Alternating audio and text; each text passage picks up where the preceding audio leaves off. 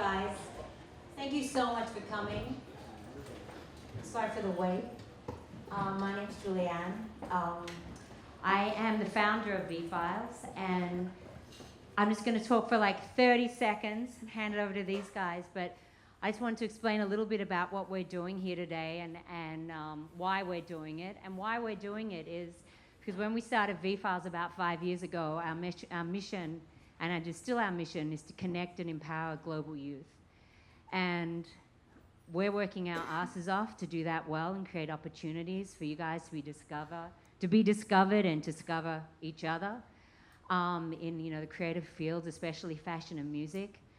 But sometimes life gets hard, and maybe you don't feel like you have the opportunities that you need, or maybe you don't know how to find those opportunities, or maybe you don't know how to find people to help you with those opportunities. So we want to be those people. We see right now, especially in this world that we're in, that there's a need for us all to speak out, that there's a need for us to come together and support each other. And when we come together and support each other at the highest levels, policies and things like that will change. So today we wanted to embrace those ideas, and I'm so honored to be sitting here with you, Joe, the legend from Brooklyn.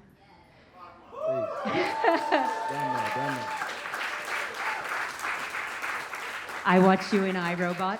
You're awesome. Mr. Robot. Mr. Robot. I wish I was in iRobot, though. We love your music. We love everything you stand for. We love that you're here. We love that you came here from your tour to share your time with us. That's big.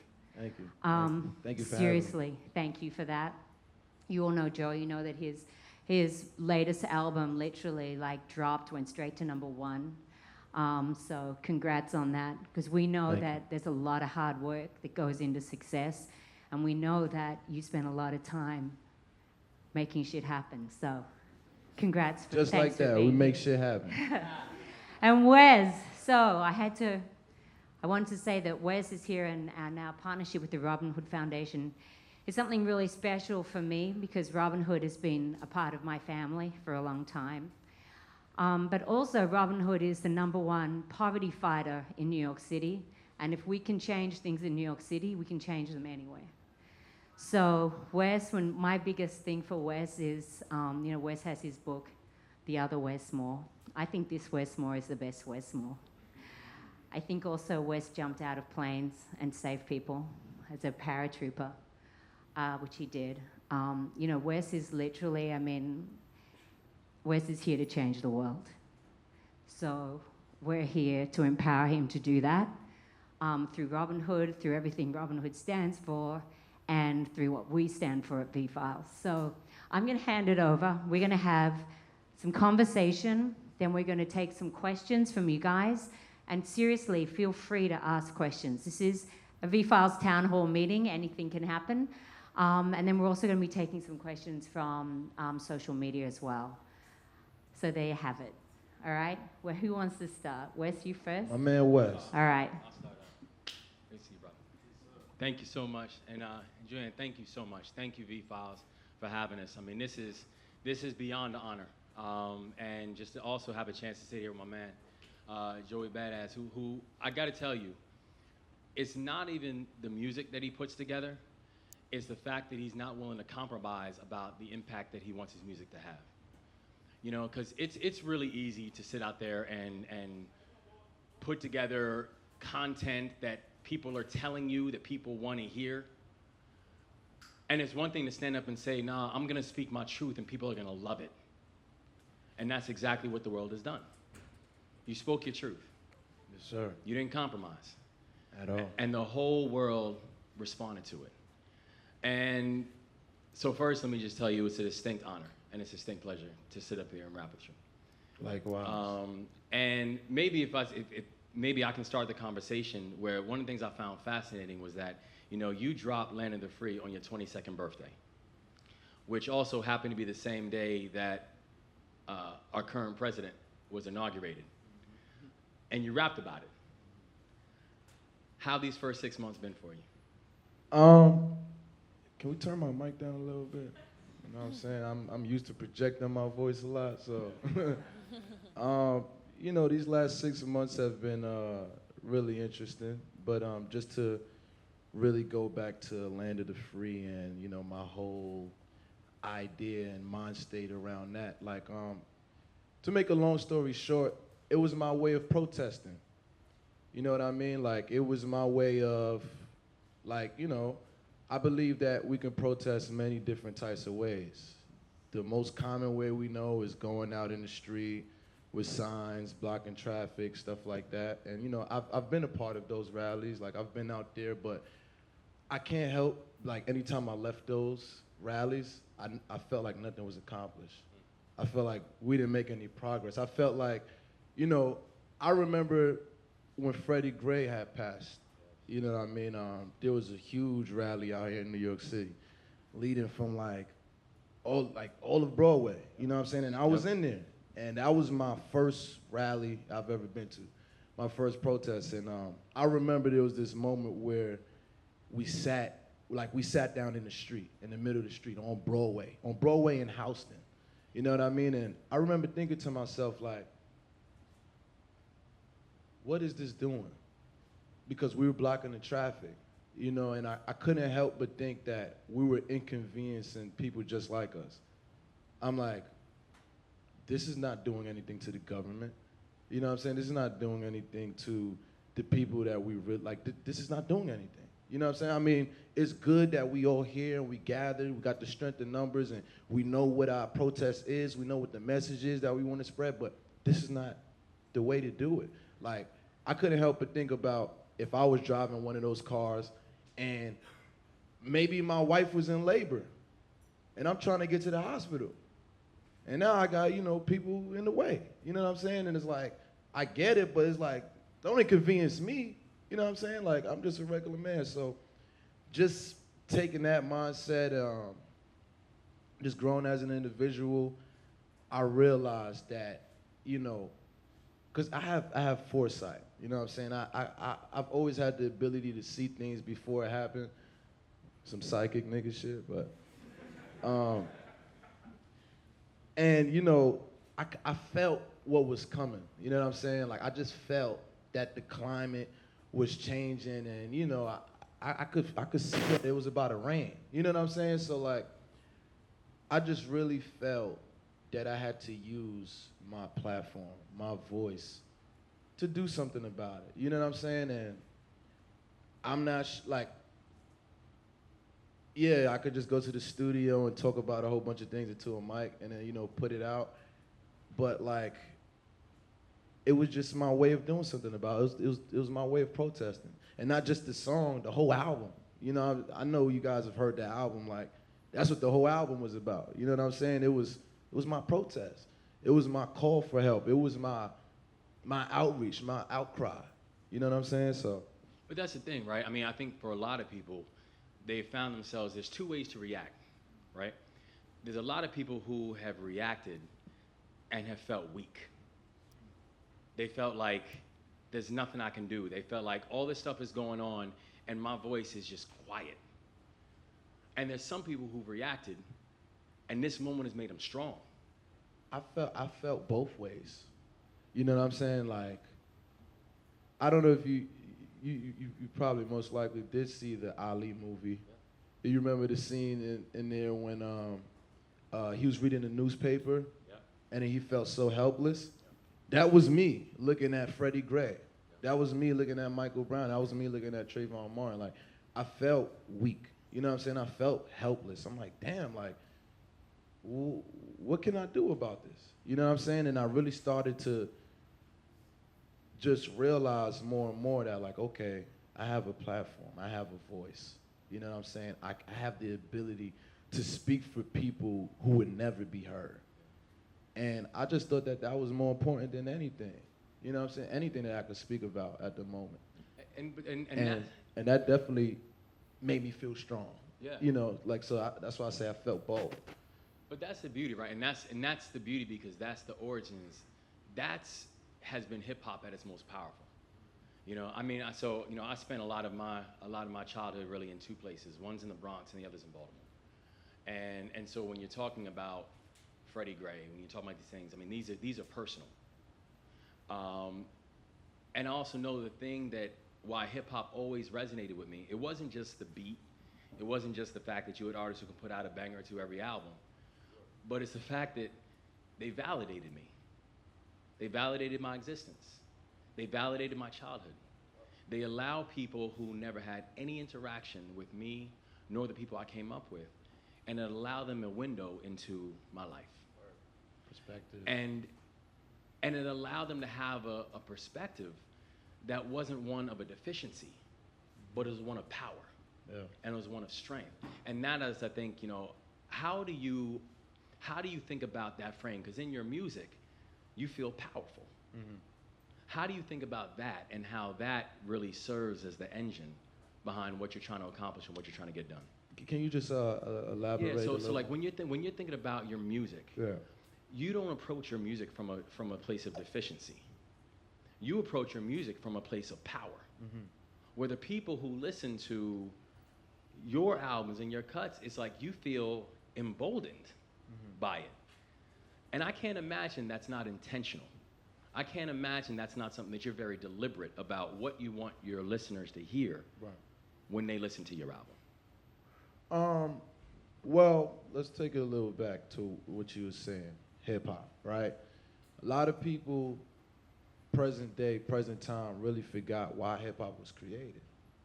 Hip hop was created as a means to spread messages, coded messages through our communities, because we had no channels.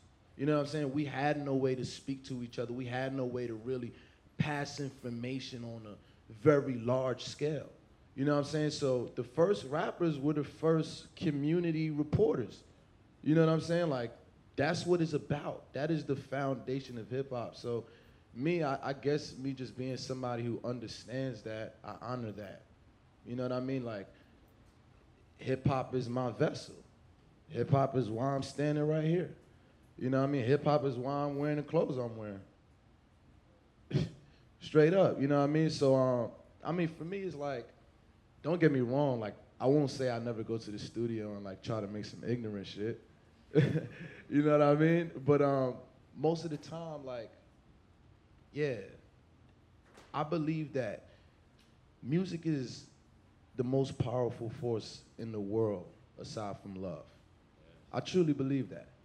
I believe that music has the power to fully mold a person.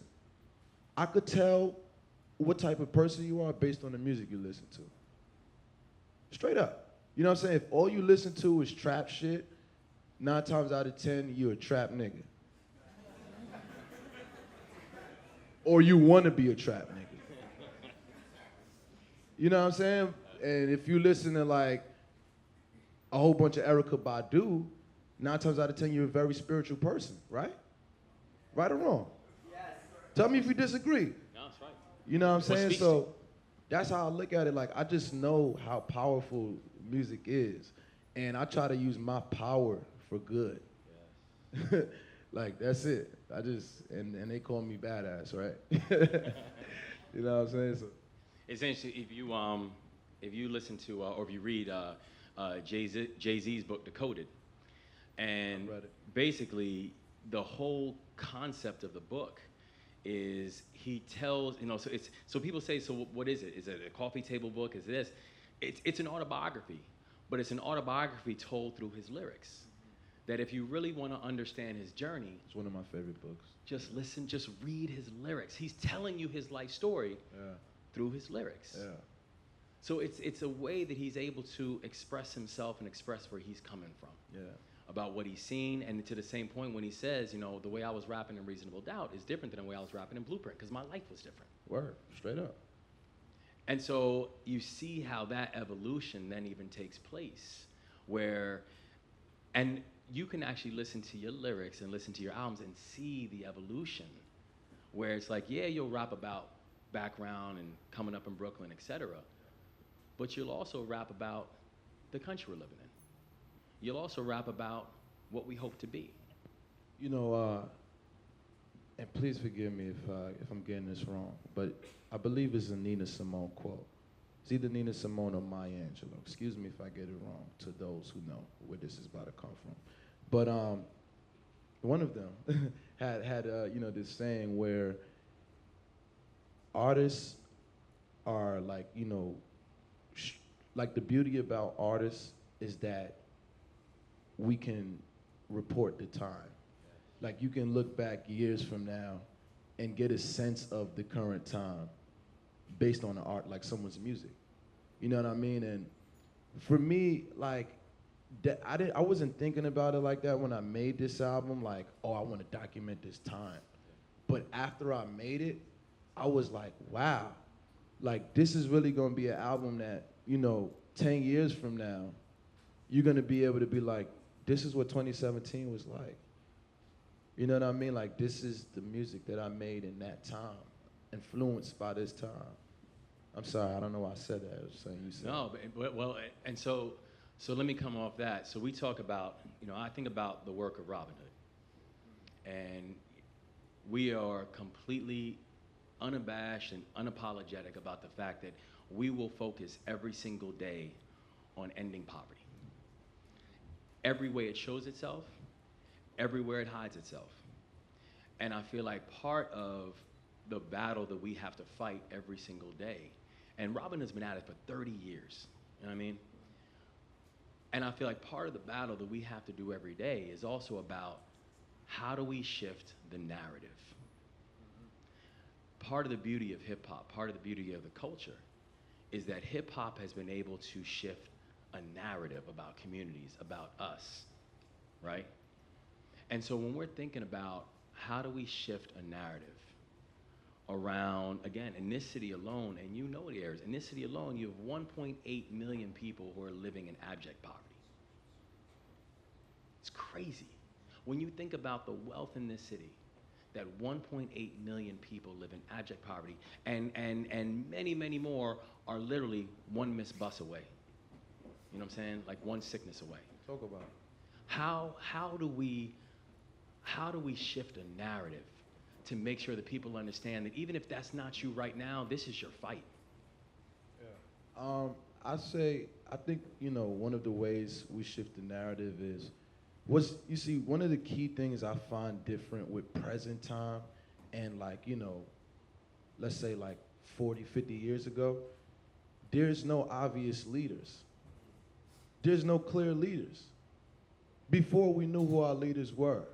So the fact that there's no leaders really makes it hard for you to lead a herd. You know what I'm saying? Like that's what I experienced out in the rally that day. It was no leader. It was just a whole bunch of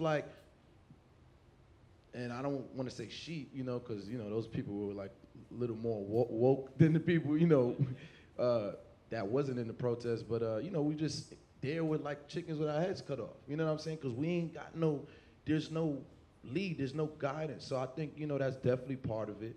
We need to appoint our leaders. You know what I mean? And they really need to be held accountable for representing us and speaking for us. You know what I'm saying? Like, it need to be a council of them. You know what I mean? I think that's a big problem. I think another thing is, when it comes to our own communities and to the people of color in the room, it's about supporting each other. But it's deeper than that. Because we're gonna keep having this conversation about how we need to support each other and how black need to buy black. But I feel like we need to take it to a new level. And that level is, we need to talk about capitalism. And I say that because that's like the word they've been hiding throughout this whole fight, throughout this whole struggle.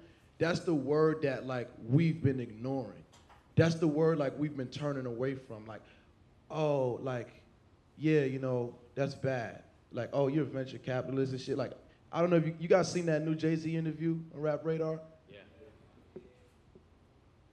And, it just made me think because they asked him that question. And I could tell, he was conflicted. Because, they was like, yo, how do you feel about when people, say that you're a venture capitalist and you're just a money-hungry dude? If I was him, I would have answered it I am a capitalist. And you know what? we all need to be capitalists. Because in this country, like, as long as we want to live in America, we got to be capitalists, whether you like it or not. Because if we don't cap, we get capped on. Look, I'll tell you this. Being capitalist in America is like learning how to fight in high school. It's like you being bullied all your life. What you gonna do? You're gonna learn how to fight, right? So that's what we need to do. That's the narrative change right there. We need to cap. That's what we gotta do. Like, yeah, we need to work together, cap together for sure, but we need to cap. Keep that in your head. Capitalize. Don't view that as a bad thing. You know what I'm saying? Don't be a bad person about it. Be fair. We all got hearts and feelings and emotions, but that's what we need to take it. I think that's part of, switching the narrative. But finding those leaders and capitalizing. I mean, as long as we're gonna live on American soil. Right. But that's the thing, right? But you've done that, right? Because part of it is how do you focus on ownership? That you're not relying on somebody else. Because that was, one of the points that Jay made in the interview when he was talking about LeVar Ball. And he said, I bought 3 of those ZO2 shoes. He's like, I ain't get them yet, but I bought them. Yeah. But his point was, he was like, I don't. Should take like 5 weeks. Exactly, because you gotta make each one. They right? gotta make them right when you order them. but his point was, why do you have to play by Nike's rules? Nah, facts. And totally part of it is when we're talking about owning a narrative, there's a key part of that line of owning a narrative. It means owning, right? And I would actually take that back to even the leader part. I tell you, one of the things that I've been really inspired by and the things that I've seen is the fact that we haven't waited for people to tap us to tell us we're a leader. Joey, straight up, look at this room here, man. They're all here because you sent out a tweet saying, I'm gonna be in New York, come check me out. Facts. Leader, right? Facts. VFILES, leader. Robinhood, leader. Where it's just like, no one had to tap you. No one had to tap VFILES. No one had to tap me or Robinhood to come out. It's just like, look, this is where we're going to be. This is where we're going to talk about. And it's standing room only. You know what I mean? So I think part of the beauty of not having to wait for someone to tap you or say you are the leader is the fact also then the power is with the people. Yeah, but I agree. But like, I still think it's really important for us to know who represents us as a whole. It's like, look, we have, like, not to say we gotta play by these rules, but if we're gonna beat the system, we kinda gotta play the system to beat the system. You know what I'm saying? So the same way there's a government, we need to almost create our own. Yes. Like, there's a fucking House of Representatives and then there's a fucking Senate House. We need to have that as well amongst our own people. Yes. Because we need to know, all right, like, yeah, we can all be leaders in our own right, and that's what I want. That's what I think everybody should do. And I'm not, and don't take this as me saying I want to be the leader of the free world. Like, that's not what I'm saying. I mean, shit, I'll take the job, I mean, if I have to. But, so what I'm saying is, like, we need to know who are the focused few that represents the greater all. Yes. We got to. Because then we can't move accordingly if we don't. You know what I'm saying? Like, you can have Joey Badass talking in New York, Wes Moore talking in Cali, Chance the Rapper talking in Chicago, but we're all doing it separately. Yes. You know what I'm saying? We need to be synced. We need to all be connected. And that's the problem with it too. Yeah. You know what I'm saying? Like, it's like an ego thing even when it comes to leadership. That's right. And I think part of the thing that syncs us up is knowing who it is we're going to fight for. Straight up. Part of the thing that syncs us up is knowing who we will always protect. Mm-hmm. And that, I think, is part of the argument about how exactly do we stand united. Because if we can look, we can say, okay, listen, Joey's out here in New York, Joey's out here in Brooklyn, Wes is in the Bronx, VFILES in Queens, whatever the case might be, yeah. But who they're fighting for, that's the same. Yeah. What they're saying, that's the same. Who they're advocating for, that's the same. Mm-hmm. And so their mission and their goal, that all stays united. Yeah. But it's also upon us to, like, help each other out. Yes. Like, if you see that brother slacking, everybody should feel the responsibility to take that action to help him. Yeah. Straight up. No second guessing. No second thinking about it. Like, if he don't know what you know, let him know what you know. Give him some knowledge. Because he out here looking crazy. You making all of us look crazy. Real talk. That's exactly right. So when you think about this next phase of your activism and this next phase of your voice, where are you going to lead us? To the gates of heaven? Man, I wish I could answer that question, but I don't, like, you know, even though I was talking that hot super psychic shit, you know, I can't see the future, you know, clearly. So, you know, who knows? I didn't even think I'd be sitting here if you asked me that question 2 years ago. You know what I'm saying? I didn't even think that. So, who knows really? But what I do know is I won't ever stop using my voice. I won't ever stop fighting and representing the people who don't have a voice. I do know that. So hopefully that takes me to, you know, a greater place. But yeah, that's how I feel. I can't really answer that question right now. I don't know where I'm gonna lead motherfuckers to. Shit, follow me, you might fucking get killed. You know what I'm saying? Real shit. But you know what? I ain't scared to die by what I believe in, for what I believe in. I ain't scared to die for that. So if you feel the same way, we out, my G. Shit. You know, it's I remember when so before I ended up taking on the position as CEO of Robinhood, I wrote this story called The Other Wes Moore, and yeah. I haven't read it. I ain't gonna be some fake dude. I haven't read it either. It's all good. You know, you're not missing anything.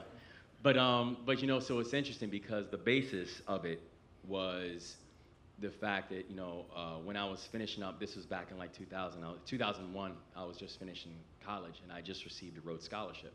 So I was getting ready to head off to England on the scholarship. And the local paper was the Baltimore Sun. And they wrote about this local kid who just got this scholarship. And at the same time, they were writing about 4 guys who robbed a jewelry store. Yep. Wow. And in the process of robbing a jewelry store, ended up murdering an off-duty police officer. And the cops found all 4 of them, and one of them was named Wes Moore. And so in the paper, they're writing about these 2 Wes Moores, you know. And as I was getting ready to head off to England, and you know, he was getting ready to spend the rest of his life in prison. He's now in year 16 of a life sentence in prison. And I've gotten to know him, and you know, first I just wrote him a letter, and the first letter that I wrote him was like, you know, hey Wes, my name is Wes. Here's how I heard about you. And I had all these questions, and then he wrote me back, and then the one letter turned to dozens of letters. Those dozens of letters turned to dozens of visits. And you know, I've known Wes now for well over a decade. And the thing I wanted people to understand with the story was that, like, if your takeaway from it was that this is about a good Wes and a bad Wes, or if your takeaway from it was that this was about, we both came up with just our moms, that this was about a good mom and a bad mom, or one kid got sent away and another kid didn't, or whatever, then I would argue that not only did you miss the point, I would argue you didn't even read the book. Because what I really wanted to show, you know what I'm saying? Like what I really wanted to show is that it's the same thing, where there are probably cats who you came up with in Brooklyn who are not selling out concerts around the globe right now. And people can make very quick and glib and probably incorrect assumptions about what got you to where you are and what got them to where they got to. And I felt like it was part of my responsibility, our responsibility, to be able to show people that that line is real thin.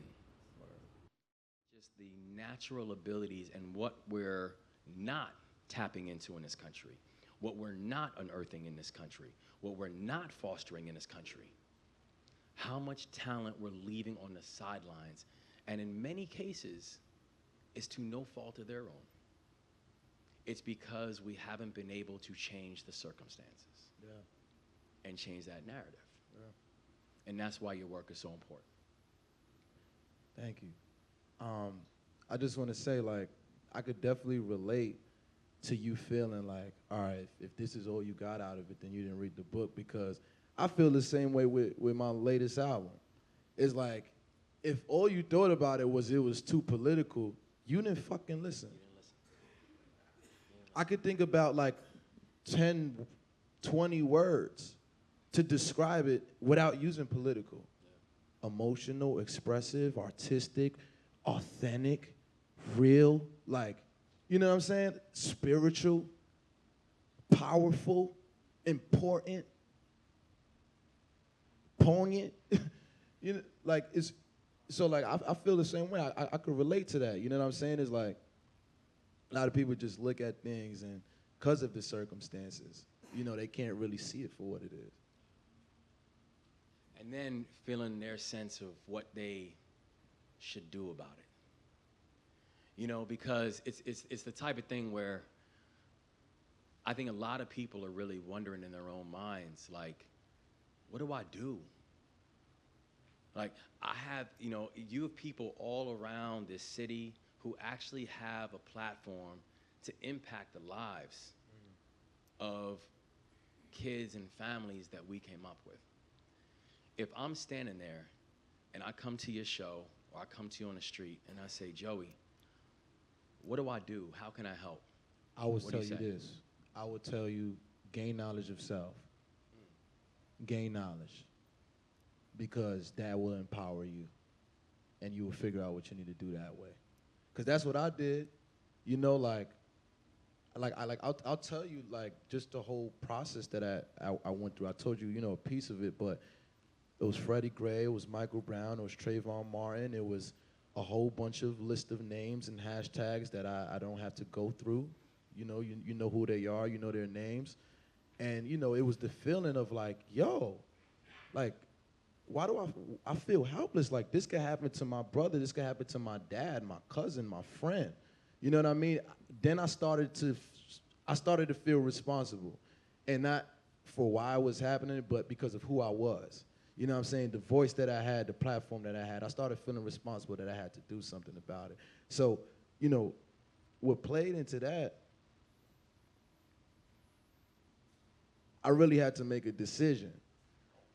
Because it's funny, I was working on 2 albums at the time. And, you know, one, which is my next album, is like, it was introspective. It's like just what's going on with me. Because I feel like I still haven't really given my listener that. I've been through, you know, 5 years in the game and everything, but there's still a side of me that I haven't shown to the world that, like, I feel like I'll be ready to show on the next album. But anyway, I realized that had to wait because there was a bigger issue that I had to address. You know what I mean? And I felt like, you know, it was all spiritual. It was all me feeling like that's what God put me here for, to say and do right now. You know what I mean? I'll be honest, I forgot where I was going with that. Hey, I'll be honest, you took us with you, though. Hey, I'm glad I came for the ride. You know what I mean? So let me ask. So I'm gonna ask you one more question, and then I know folks here have questions too. That we'll open up to them. Can you give us a sneak peek as to what we're gonna see with your next album? Yeah, like I think I just kind of, you know, let it out the bag a little bit. I'm actually talking about give us a sneak peek. Oh, you like talking about like spit a verse or something like that? Yes. Let me, I gotta think about something that I would want to share. I'll do it. I just, you know. I was gonna do that, but it's hard to do that one because, you know what I'm saying? Like, yeah, we're gonna say that shit. Shout out to Meech. I gotta wait for the album, man. I'm trying to capitalize, God damn it.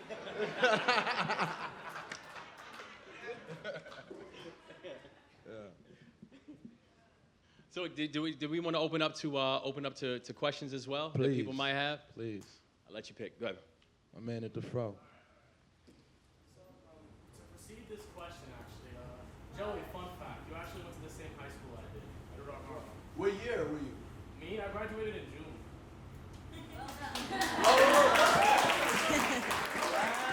Which June? Okay, so we wasn't going at the same time. Yeah. No, for sure. Can I get a microphone for a second? I can't hear myself.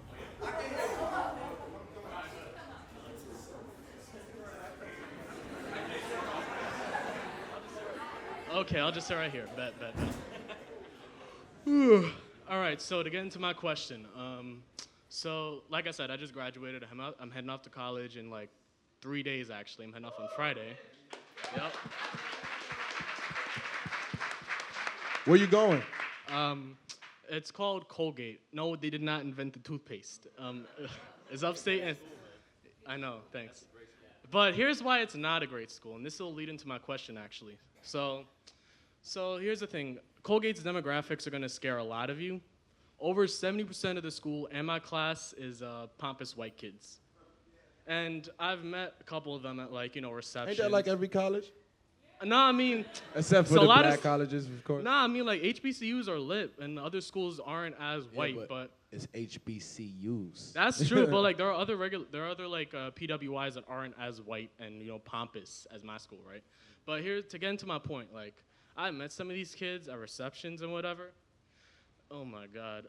I hated myself because here's the thing, all they talked about were all the summer homes they went to, all their bougie pastry shops they went to, every high-end fashion shop they went to. And at that point, not only did I feel like I couldn't relate, but I identified with, like, that helplessness you both referenced in the book and also that you felt at the rally, right? So at that point, I was like, I do not want to deal with these people too much. But eventually, I found other students of color. Fun fact, actually, number 2 fun fact. I'm actually a first-generation Algerian immigrant. A lot of people don't know that because, hair, but yeah. And I was actually able to find a bunch of other students of color that I got along with, not necessarily Algerian. In fact, I'm getting to it. I know, so my bad about that. All right, but basically, like, I'm one of 3 Algerians on campus and also that area. And that leaves me feeling, both disenfranchised, but at the same time, like, excited because I have the opportunity to make some change. So my question, finally, I'm getting to the question, is for all 3 of you, actually, since you're the one who started the VFILES, I'd like to ask you guys, what advice would you have for, like, someone like me who's heading off to the people who are going to end up being the ruling class who don't know shit about what we go through? And how do you what do you suggest I do to extend our reach? And what do I mean by that? I mean help teaching us how to cap and not be capped on, teaching us how to finesse the supremacy and all that stuff. That took long.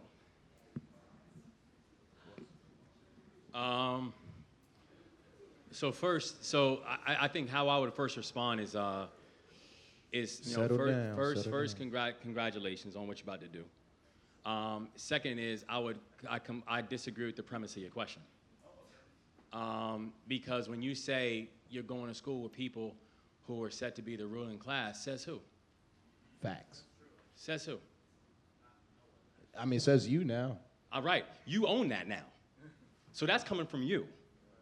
So my point is this, it's like, and listen, Joey made a really important point when he was talking about the idea and the importance of knowing yourself and knowing your history. If you know yourself and you know your history, you can't stand there and call someone else a ruling class. Because if you know your own history, you know you come from a ruling class. You know what I'm saying? Like I feel like one of the biggest challenges I had was I used to think that my background was somehow a deficit. I had to get my mind right. My background is not a deficit. My background is my greatest asset. You feel me? Like, I come from the blood of Garvey. I come from the blood of Tubman.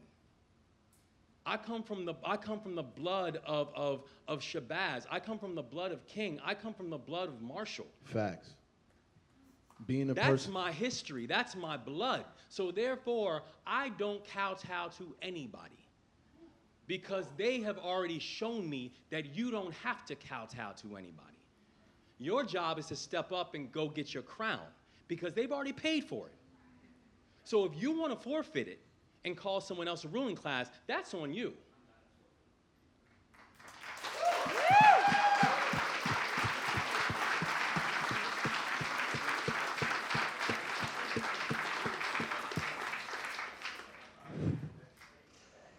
to that point of like our backgrounds making us who we are, I say being black is like being a very nice prepared meal, well seasoned.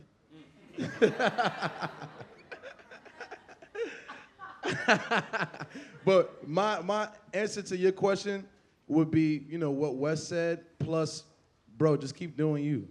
Just keep being you. And, you know, keep doing what you're doing. Because you obviously been doing great things if you're where you're at now. Just continue, bro. And don't even let that shit faze you. We learn from birth how to be consumers, Facts. right? From birth, we learn how to be consumers. The question is, are we also learning how to be producers? You know, we learn how to be employees. And You know, but how do we learn to be employers? exactly. You know, but you know, but it's interesting because We learn how to be capped. right, because you're also learning how to be a cog in a system instead of actually understanding how to run the system. So here's the thing, but actually, I think that when we talk about the role, and so you asked about like for example the role of Robin Hood in this. I think the role of Robin Hood is twofold. I think the role in Robin Hood is to make sure that everybody understands the inequality and discrepancies. That's everybody's issue. And so I don't care where you are, where you sit, the fact that we have so many people who have been functionally left out of a system should bother everybody. No one should be getting a good night's sleep. Right. When you consider the fact of how much inequity we still have in our society and how much work we still have to do to address it. Yep. Now, the other piece I think though also comes back to this, is that part of the role of Robin Hood is not just to support the organizations on the ground. Listen, Robin Hood helps to fund over 200 organizations in this city alone. 200 organizations who are on the ground doing the work, whether they're focusing on housing, whether they're focusing on education, whether they're focused on criminal justice reform, whether they're focused on transportation. People who wake up every day with the sole focus of making our society more equal, Robin Hood will support, right? However, the role of Robin Hood also is going back to the point earlier, is how exactly also do we influence the education and the structures and the policies that have gotten into this situation in the first place. Because the truth is that we have to be able to be honest about how we got here if we're ever going to be effective on how we get out. And when you look at the challenges that so many communities are facing, we can't act like that some of that stuff has not been completely intentional. So if we have intentional discrepancies and intentional disparities, then we have to be intentional in the way we dismantle it. We have to be intentional and honest in the way we break it apart. So I feel like the role that we have collectively, and when I say Robin Hood, I'm not just talking me, I'm like, he's Robin Hood Nation, she's Robin Hood Nation, everybody here is Robin Hood Nation. Our collective responsibility is to make sure that we are always going to protect those who need and deserve a champion, and we are always going to question those who have made the system as it is and are not doing everything they can do to fix it. And I'm sorry, what's your name? Ashimani? I was just noticing the ankh that you have on your chest or around your neck. I actually Got think some good eyes. You know what I'm saying? I was watching that damn Eclipse. Still got it. I got to tell you, I think the answer to your question is actually around your neck. Because if you know the history and the symbolism of the ankh, right? The history and the symbolism, when you go back to Egyptian history, and it's actually understanding, and we're talking original man here, right? We're talking about the idea of everlasting power and eternal life. So I think part of the answer to your question is understanding the fact that you are part of a continuum. That people sacrifice in order for you to get there. You will sacrifice for the next person sacrifices for the next person. You're part of a larger continuum. Your power and your voice is in the ankh. Because the ankh really is your North Star. So that's why if you ever question, you say, does my voice matter, or so on and so forth, you simply just have to look down and know that your voice matters because you're already part of a larger continuum and a part of a larger process. The only thing the ancestors are asking you to do now is don't give that up.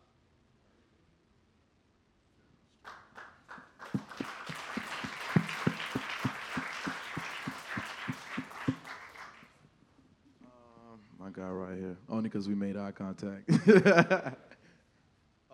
How did it feel touring with Logic, and what were the connections that you built with them throughout the tour? It was cool.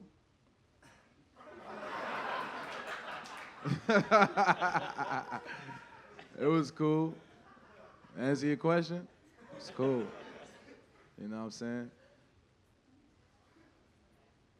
Hi, I'm Shanae. I'm from Jamaica. Hey, And Janelle. Yeah. hey. Bad, yeah. Yes. So like I have this question, conversation with my family, and they seem to see like what's going on in the black community as not really their problem. And me being a journalism student, I'm trying to tell them like this is our problem. Even though we're from the Caribbean and we're not black Americans or African Americans, this is part of we need to be in this conversation with them. So I guess what I'm asking is how can we get more people from the islands or the Caribbean or people from other countries who come to America and don't see themselves as African American or black Americans, this to be their problem? I think we as a people been trying to figure this out for years.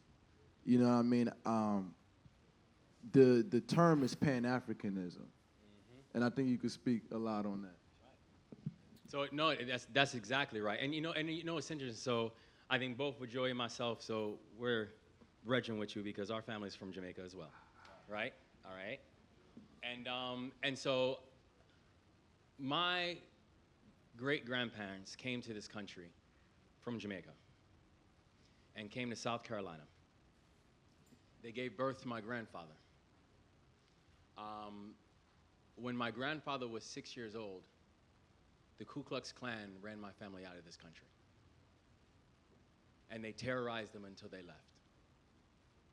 My great-grandparents wanted nothing to do with this country. They never came back. My grandfather did. My grandfather left when he was 6 years old, and he vowed to come back to this country. My grandfather eventually came back to this country. My grandfather became the first black minister in the history of the Dutch Reformed Church. He was a minister of a church in Mount Haven, right in the South Bronx. The last church that he led was actually a church over in Bed-Stuy over in Brooklyn. And my grandfather was the most patriotic man I've ever met in my life, which is kind of ironic, right? Because this is a guy who, when he was 6 years old, left this country because he feared for his life. Right. His parents, my great-grandparents, wanted nothing to do with this country. But he came back. And he didn't just come back, he made it a point to be active in the community. He made it a point to be active in this country. He made it a point to raise his family in this country, and he made it a point to raise his family to love this country. And he didn't do it because he was naive. You know, there's a great song by Donny Hathaway. And Donny Hathaway, the song is called "A Song for You," but he says, "I know your image of me is what I hope to be." And he was talking about this relationship that he has with a woman where he knows she sees in him something that he's not, but that he aspires to be. I know your image of me is what I hope to be. And I feel like that's kind of like the relationship that my grandfather had with this country, where the image that he had of this country was that what he hoped it to be. And I feel like part of the power of immigrant stories, part of the power of my family, his family, your family's story, is it's part of our responsibility to make this country what we hope it to be, what we know the promise of this country is, what we know what this country claims to stand for, but oftentimes has fell very short of it. Our responsibility then is to push it to be better, not to stand there and just say, I told you so. But the reason that our family sacrificed, the reason that our families brought us here and wanted us to be here and to love here is because if we're not part of the American story, then the American story will never be what it hopes to be. And so I think that we all have a collective responsibility no matter how we got here. Your responsibility is to look around and see something that isn't working and say, it's on us to fix it then. That's the promise of this place. I like to say this. You know, growing up in a Caribbean family household and everything, there's many things I've learned from just watching, my predecessors. You know, my mom, I was the first generation born in the United States, right? So, back to, everything you were saying, I know how you feel. I've seen that, within my family. And I think, a little bit to your point, when it comes to the Caribbean people, for some reason, there's the Caribbean people and the Southern people. I see this a lot with the people of color, to be, completely transparent. There's a super brainwash on those people. Brainwash, straight up. And it comes from religion. It comes from slavery. There's a lot of things that come from. I mean, just think about it like this. With our generation, everybody in this room, we're way more open-minded than our parents' generation. We asking questions. Way more of us are atheists. You know what I'm saying? Like, we're doing psychedelic drugs. I mean, y'all laughing. I'm being real. I'm being straight up. Like, this is our generation. And I'm talking about people of color. You know what I'm saying? So, like, I think it starts with us. Because the previous generations, like, they're already too stuck in their ways. We can do the most we can. Like I already know. I mean, I don't think my family ever thought that I'd make an album like All American Badass. Like, I know from the day I told them I wanted to rap to, like, present day, I know they gotta be like, wow. Like, this is a fucking, like, that's your son? That's your kid? Yeah, I'm talking crazy on them goddamn interviews, right? Like, talking crazy, like, you know what I mean? So I believe it start with us. It start with you, start with me, start with everybody in this room, and just really pushing the new narrative, because they following the old one. And some of them, they too stuck in their ways. They don't want to pick up a new book. And, we kind of just got to let them do that. We take care of them, look out for them, try to feed their soul when we can. They ain't always going to work, you know what I'm saying? But I think that's what we do. I think that's the answer to your question. Start with us. We got to raise our kids with this mindset. So, my man right over here.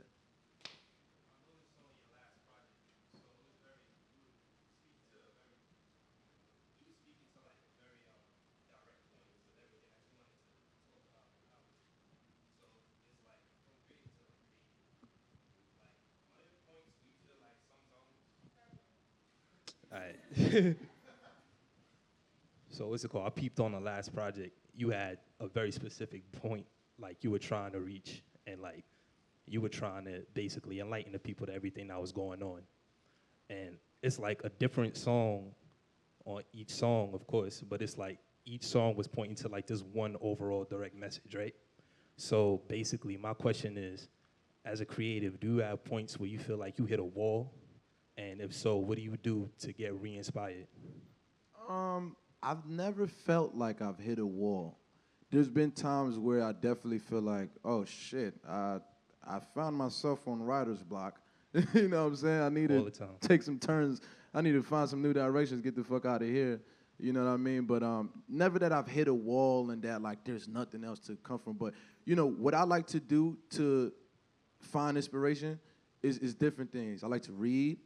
You know what I'm saying? Anytime I pick up a book, by the time I'm putting it down, I'm like 9 times out of 10 always writing a rap after. Like, it gives me so much inspiration. It could be a book on Beatles. You know what I'm saying? Like, I don't know, just give me inspiration. It could be conversations. You know what I mean? Like, this is inspiration for me. The fact that we sitting here, I'm chopping it up with Wes, you know what I mean? We here in VFILES, this platform. This is inspiration for me, for my future. Like, oh, shit, like, you're right. These people here off of a tweet. You know what I'm saying? Like, that's showing me something. Also, I watch a lot of documentaries, docuseries. I like people who I look up to. Rest in peace, Dick Gregory. You know what I mean? I like to watch them speak. Like, the crazy thing is, I didn't know Dick Gregory was a comedian until after he passed. Huh? That's right. You saw him as an activist. I saw him as an activist, Yeah. straight up. Like, I watched Dick Gregory interviews that are like 2 hours long all day. And I never knew this man was a comedian. You know, it makes sense now, though. Like, the way he be snapping and everything. But, rest in peace to that man. Those are just, some ways. Or maybe I even take a walk, take some scenery in, you know what I mean? Or meditate. Meditate is always a good thing to do, too, when you're looking for inspiration.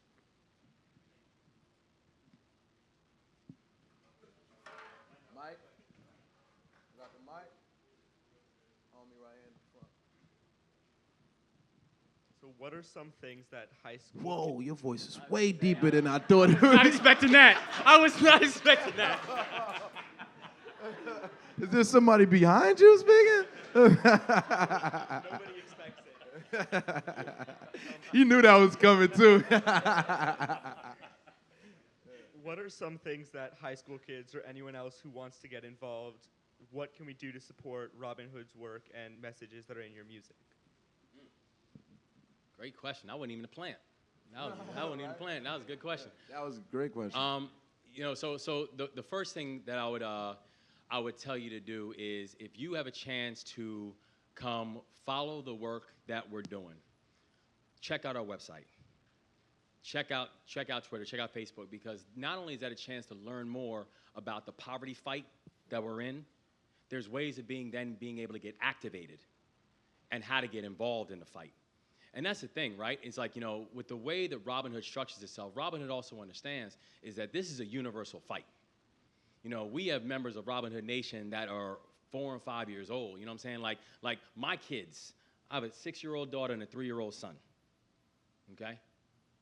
And they are my heart and my soul, and they are 2 of Robin Hood's youngest but most excited members of the family.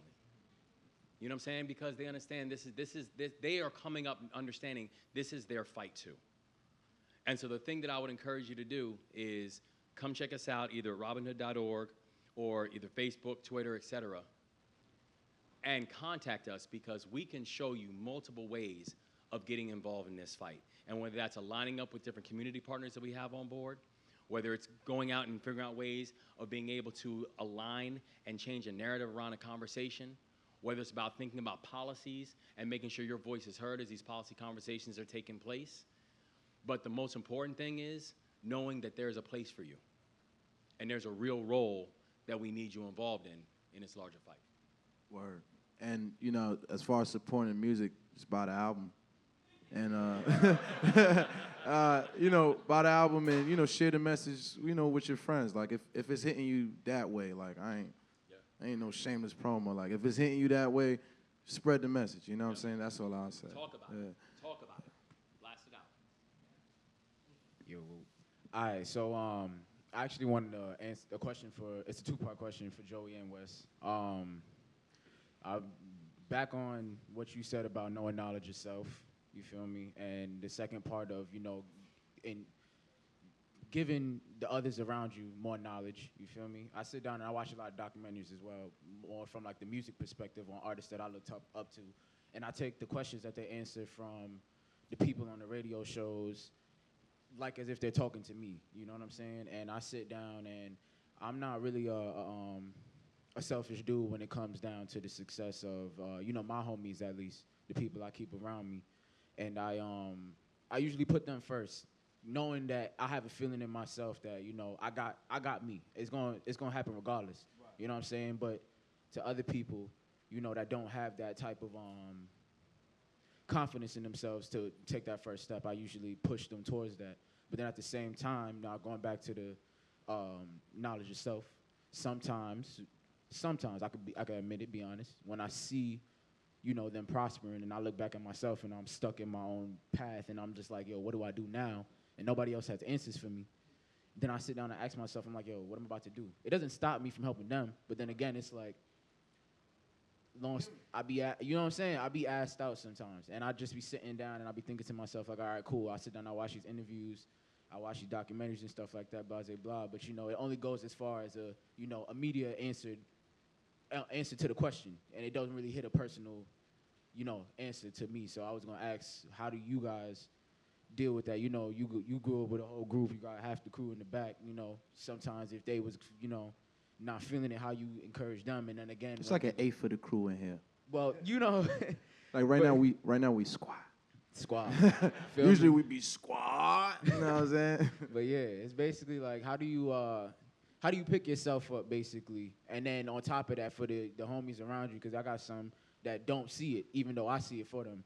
How do you know, put them in that space to be able to see it for themselves? Well, you know, it's crazy because I super relate to everything you're saying. Like, I feel like it's always easier to lift somebody else up than it is to lift your own self. You know what I mean? These are issues I go through every day. You know what I'm saying? These issues I'm still dealing with. I'm still trying to find the answer to that question, really. You know what I'm saying? When I'm feeling down, I try to, like, the best thing I could tell you is to turn to the people you love. Turn to the people who love you. You know what I'm saying? And, you know, I try to find whatever answers I need from them, or meditation is always very helpful when you're feeling any type of self-doubt. You know what I'm saying? So I'm not sure if the answer is your question, but like I said, I'm still looking for that answer myself, to be totally honest. And I would say I would echo that, and I would also say I would be careful about who you surround yourself with. I think an issue that I had when I was coming up is I was far too liberal and far too easy when it came to giving out that word friend. Same. You know what I'm saying? Like Same. oh, that's my friend. That's my friend. No, that wasn't your friend, because you know my definition of friendship had to change. My definition of friendship wasn't just the person I was just kicking around with, and then I go do X, Y, and Z, and I go get in trouble, and I turn around and they're nowhere to be found. That person was never my friend. And so I think you have to be real careful about who you give that title to and who you keep around you, because frankly, I came up with a lot of people that just turned out to be essentially leeches. Like they were there to suck on you, but it wasn't like you were getting anything in return from them. And so the thing that I would say is, you know, when you talk about friends, and you know, you look at Joey and his crew around here, you talk about friends, these are people who want nothing but the best for you in all circumstances. If a person falls in that category, then they're a friend. If a person does not fall into that category, then there's something else. And I think then you need to proceed with caution about who it is that you want to surround yourself with, because your friends are people who make you better in every way. Your friends are people who will celebrate you when you do well, and when you have a bad day, they're there to pick you up. That's who you want to keep around you. Thank you. We've got about 15 minutes left, so go ahead. 3 more questions, I think.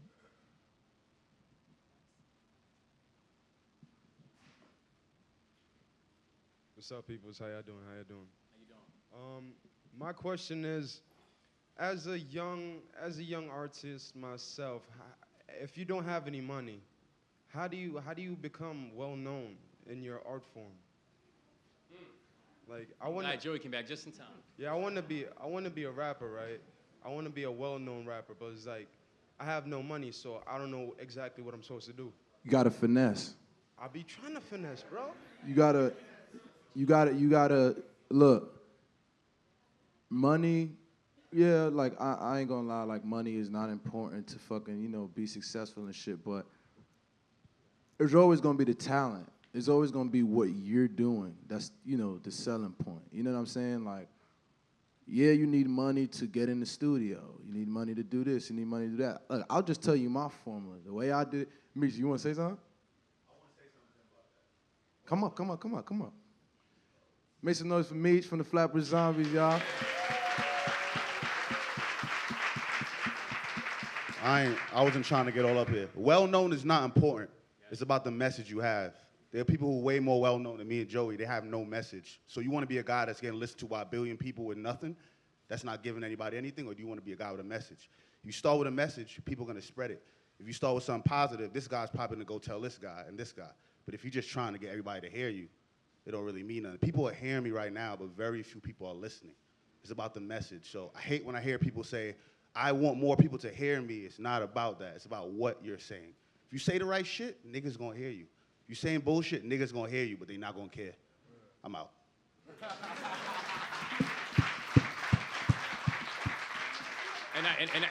I'll just say one thing, right? As the one person up here who does not have a record, I'm probably the least qualified to say anything.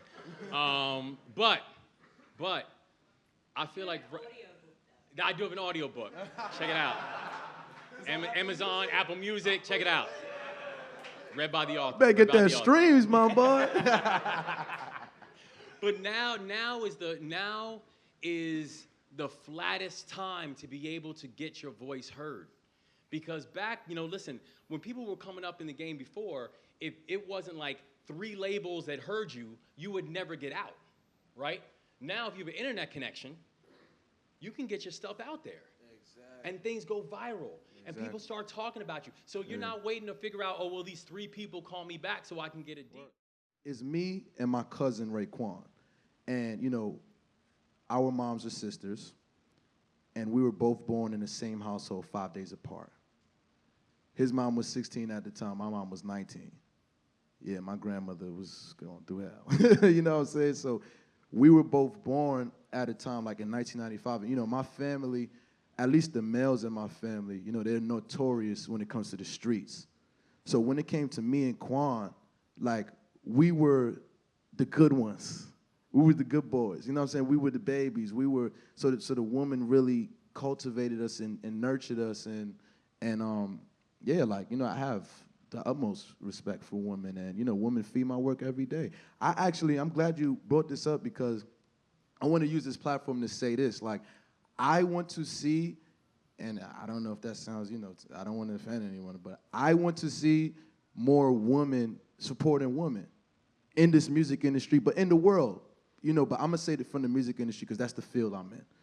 And, I just want all the women out there who have, the inspiration and the dreams and the aspirations to do these things, but probably not the confidence.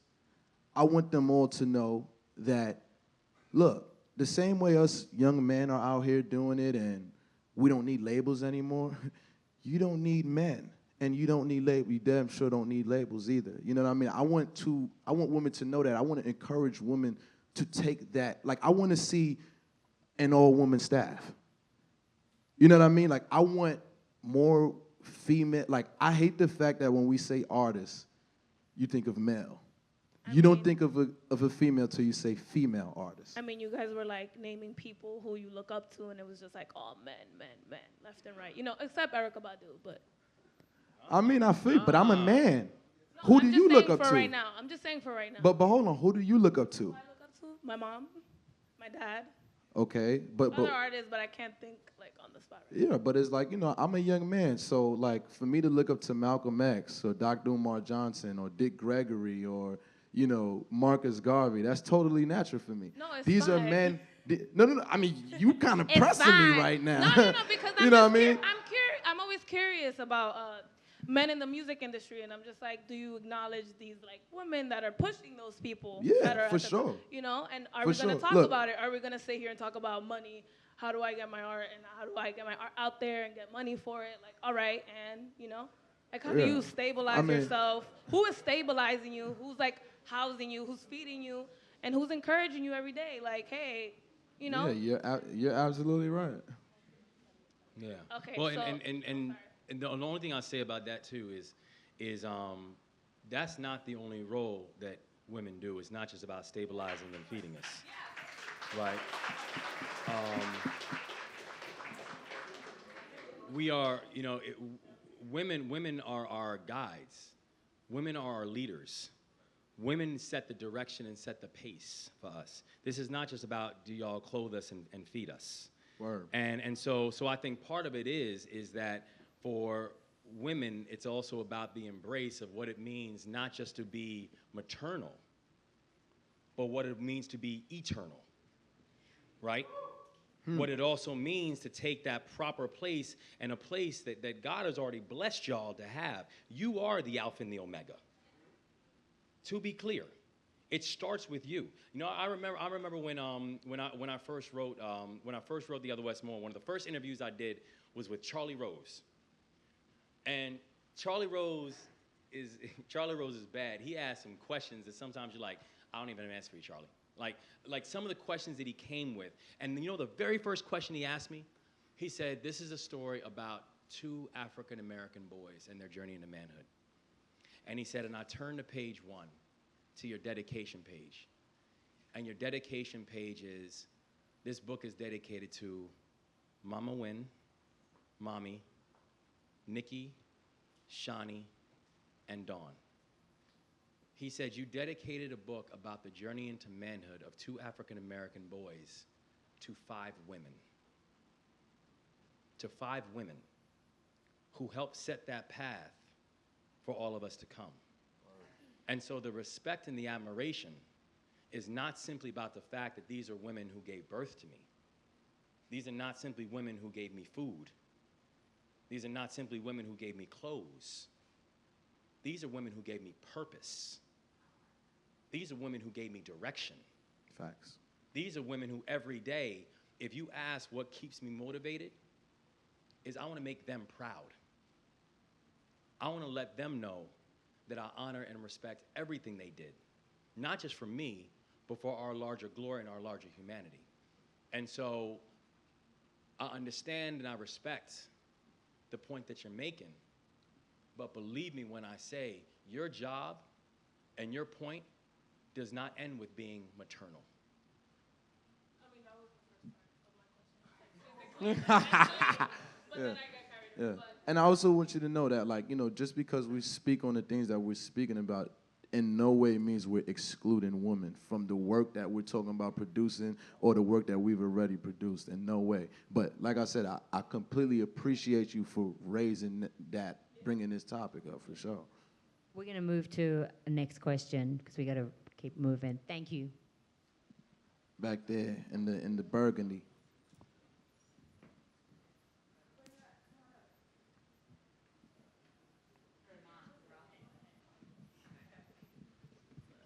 Hi, I'm Iman. So kind of to like ask a pointed question and also kind of bring this full circle, the program is called Don't Call Us the Others. And I wanted to ask you a question in regards to the idea of othering in terms of black women and women of color. The idea of? Othering. Okay. So I read a lot of like black feminist philosophy. And one of my favorite books by Barbara Smith is called All the Women Are White, All the Men Are Black, and Some of Us Are Brave. And so that's a allusion essentially to black women and women of color who exist in a very paradoxical vantage point of being seen but not heard, and therefore our narratives being ignored unless we exist in a certain way or seen in a certain way. And so for me, that's kind of the epitome of otherness, not even kind of existing within kind of the schematas that be. And so I want to ask you guys, as men of color and of influence and voice, what responsibility do you guys claim in aiding and including women of color and, uplifting them, essentially? And you have a daughter, Wes. I assume she's brown, so that's it, What's next? I'm sure she is. So the way I've been thinking about the term the other, and actually I think it's kind of framed, and I'll tell you a very quick story. I remember when I was writing the story, I didn't realize, and I don't know if the music industry is the same way, but in the literary word for books, everything you see on the inside of books, when you open up a book, all that is what the author wants to share. And everything you see on the outside of books, like the book cover, the book title, the airbrushed author photos and the blurbs and all that kind of stuff, that's what the publisher holds on to the legal rights to. And I don't know if music's the same with the album cover, but they will hold on to that because they know that's their only chance to market to you, right? So they want the author to be happy, but if the author's not happy, then okay, right? And I remember I had a different title for The Other Wes Moore when they first approached me about The Other Wes Moore. They said, hey, we want to have a conversation with you about the book title. And I was like, I know, great, because I have a bunch of ideas. And I started rattling off all these different ideas, Baltimore Suns and all the difference and Out of Many and Ended the Innocence and all these ideas. And they came back to me, they're like, that sounds great and all, But they're like, but we think we have a better idea. And they said, what do you think about the other Wes Moore? And I told them, I said, I think that's the dumbest book title that I've ever heard in my life. And they're like, what don't you like about it? I was like, there's a whole bunch of things. I was like, you know, one, the book isn't about two guys, so I don't know why putting the name, it completely negates that whole fact. Two, you know, I don't know anyone who writes a book and puts their own name inside of the title of it. And three, no one knows who one Wes Moore is, so I don't know why anyone cares who the other Wes Moore is, right? And then I said that to them, and they laughed, and they're like, those are all good points, but they're like, but you're missing the point. They said, it isn't about the name. The name is irrelevant. The most important thing about the title is the other. The fact that our society is full of others. And I think the point that they were trying to make with it was that part of the problem with the othering, as you pointed out, in our society, it means there comes a point when you lose your identity and you are now allowing someone else to define who you are. To other somebody basically means they have now lost control over their own process. And so the way I try to deal with it when it comes to my wife, my mother, my grandmother, my daughter, and all the women in my life is they are not going to be othered because they control their own narrative. They control their own path. My job is to uplift and support, educate, all that kind of stuff. But part of my big job is to make sure that they never have to go through a process of changing someone else's narrative of them. They own that. That's theirs. And so part of my responsibility is not to control a narrative for them. Part of my responsibility is not to say this is who they are. Part of my narrative and part of my responsibility is to get out of the way and let them own it. They're strong enough to control it on their own. The problem, I feel, is when I try to get too involved.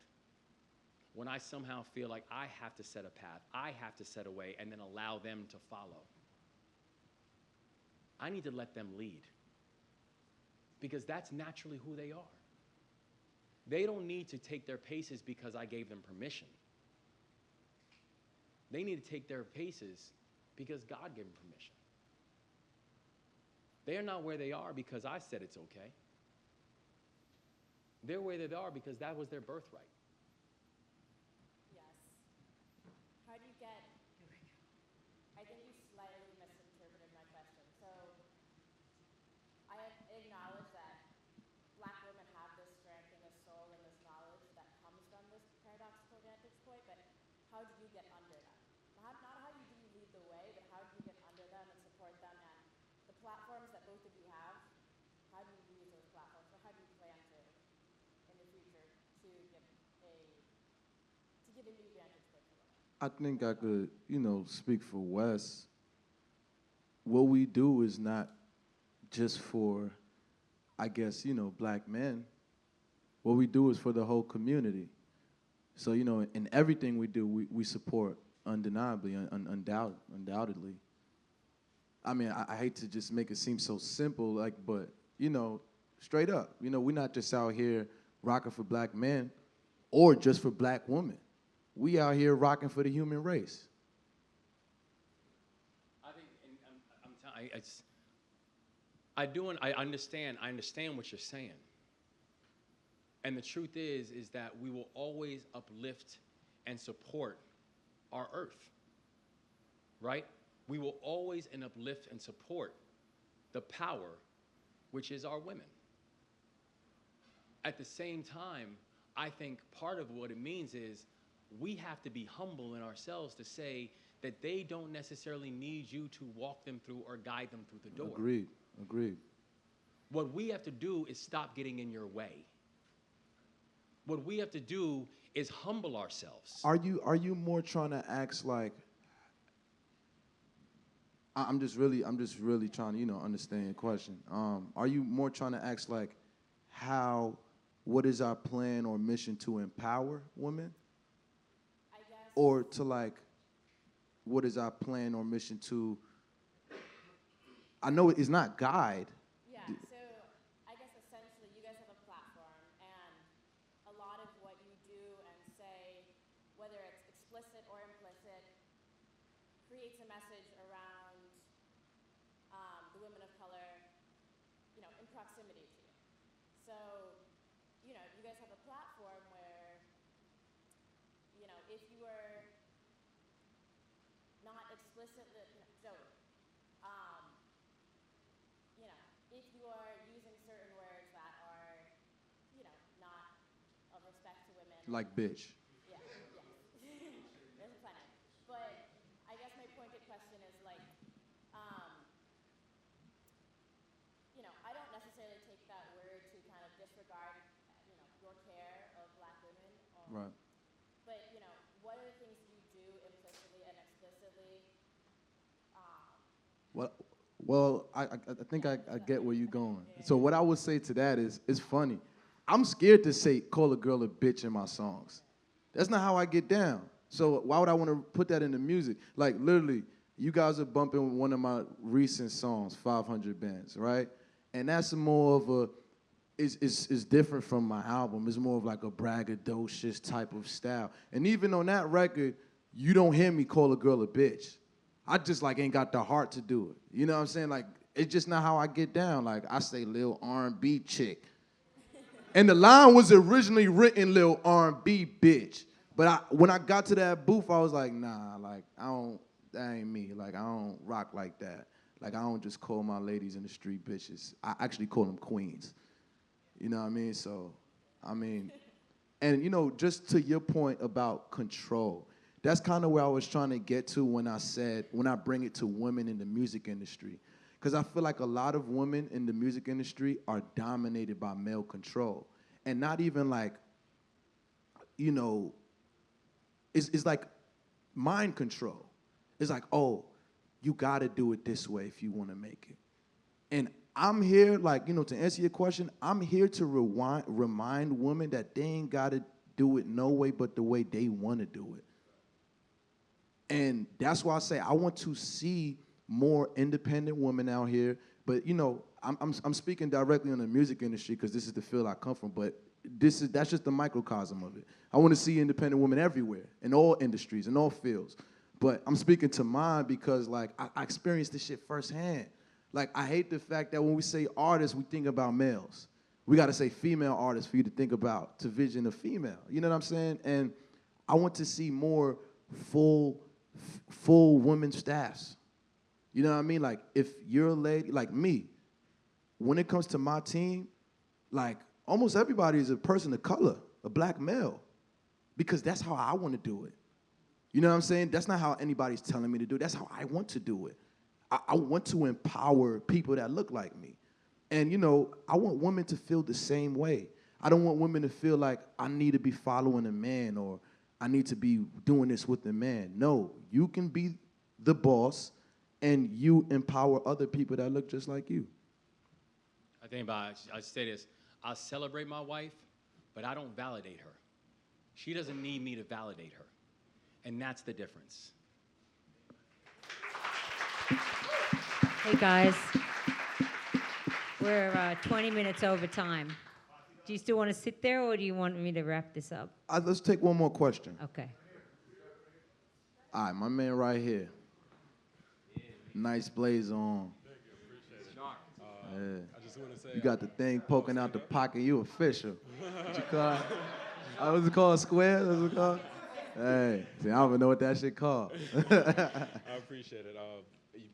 That shit all well tailored and all that too. What the shoes at? Oh, the shoes match the pocket square. So it's over. It's amazing. Yo, you're the best. I'm a huge fan. Your song For My People, one of my favorite songs. But in your songs you speak about your faith in God, and I just want to know how important is your faith in your activism? I'm glad you asked this question. Wow, because I've literally been speaking about this all day with a friend of mine. Okay, where do I want to start? Let me just collect my thoughts. All right. So growing up, I've always been a spiritual person, right? And I remember there was this question that I asked my mom when I was young. I was probably 6 or 7. And the answer she gave me definitely attributed to who I am. Like, I believe she definitely gave me the best answer. So what it was is I was in the back seat. My mom was driving. You know, we're driving through Brooklyn. And I'm looking out the window, and I can't help but notice so many different types of churches. You know what I mean? Like, I'm like, there's a Catholic church and a Christian church, then you know, there's a mosque, then there's a synagogue. Like, I was confused, you know what I mean? I'm just a little kid, so I asked my mom, I'm like, Mom, what's our religion? Because I knew we were going to church every Sunday. I didn't even know what church we were going to, but I knew we were going to church every Sunday. There was a part of my life where that was routine, you know what I'm saying? And I know there's a girl in my class who wore a hijab, you know what I mean? And I know that had to do with religion, but I didn't really know. So I was just really curious, like, Mom, what is our religion? And she said what I believe is the best thing that she could have told me. She said, we are non-denomination, which means we believe in God, but we don't have a religion. Now, for me as a young kid, what that did for me was keep my mind open. It didn't close my mind. It didn't make me feel like, all right, this is just the one way. It actually opened up a new can of worms. I had more questions after that. You know what I mean? So ever since that day, I always kept a very strong relationship with God. And my relationship with God was just so direct. Like, I felt God in here. Like, I grew up in Flatbush. You know what I'm saying? You know how Flatbush is. And I remember, you know, coming home or going to school every day by myself, because I was the only child in my household. So, you know, and my mom was single. She worked double time, and, you know, my dad lived in Brooklyn, but just not with us. So most of the time I was alone and had to look out for myself. And not the person, but what I had was God. A lot of times I was really scared. You know what I mean? But I had God. Like, when I used to be coming home from school, walking through Flatbush, I was that kid, like, even though I lived in Flatbush for 17 years, I grew up in Bed-Stuy. Like, that was my hood. You feel me? Like, that's the neighborhood I walk around and I know everybody. It was Bed-Stuy. So in Flatbush, I was just this kid. And I was scared. You know what I'm saying? I used to walk around there and, like gotta dodge getting robbed every day. You know what I mean? I didn't have nobody to walk home with. So I would just walk with God. And I kept that relationship. But as I got older, as I got to high school, I realized that I came to a point where I wasn't having those conversations anymore. I was learning new things. I was becoming even more open-minded. And, you know, what I was learning, you know, I was on the path of enlightenment. I was learning about the chakra systems. I was learning about many different things. And I came to a point where it was like, I'm God. You know what I'm saying? Like, I'm fully in control of my destiny. Like, is there a God? And it wasn't the greatest place to be. Like, by the time I left high school, I started realizing, like, yo, I have not been praying. Even just recently. Like, I just started praying. Like, before, I just started praying every day. Like, it is in my to-do list to pray. You know what I'm saying? So, to answer your question, my faith connected to the activism, connected to just me, is very strong. It's very present. My faith gives me the power. You know what I'm saying? Because every time I pray, you know what I ask for? Strength and guidance to continue doing what I'm doing. So yeah, my faith is strong, and I got to keep it strong. I believe in God, and I also believe this. I also believe that we all have our own religion, personally. We all have our personal belief system. But God is what connects us all. I believe God is the universal energy flow. That's what I think God is.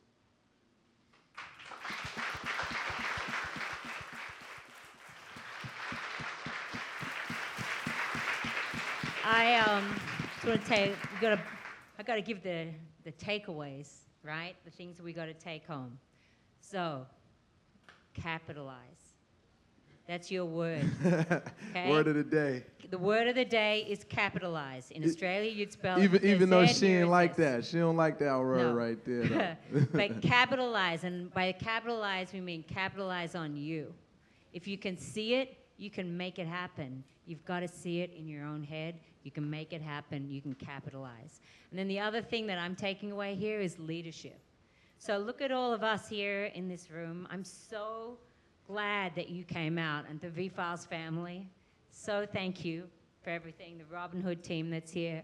Be leaders. We're going to create this partnership together. We are going to do some serious shit, okay? We're here for a reason. We have a purpose. The purpose is to allow you and help you capitalize on who you are, to believe in who you are, to believe that we're here, and to have people like Joey as role models and people that we can look up to and follow, listen to music. Music is the voice.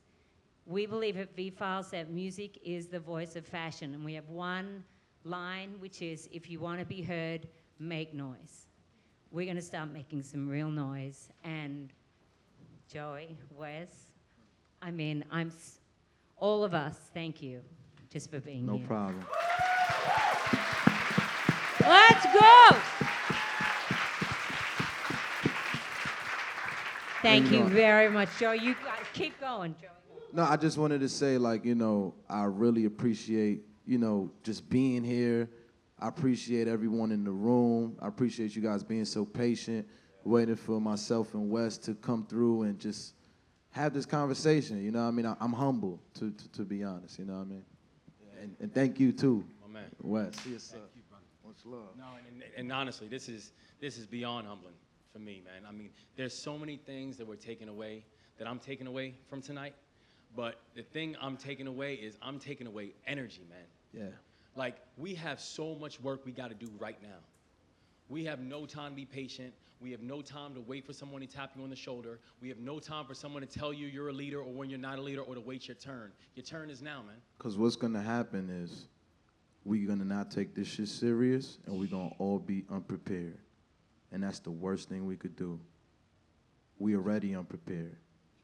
So let's start now. Just like how I was telling you now, all this time we taking just thinking about it, we could be doing something. So let's get active. Your turn is now.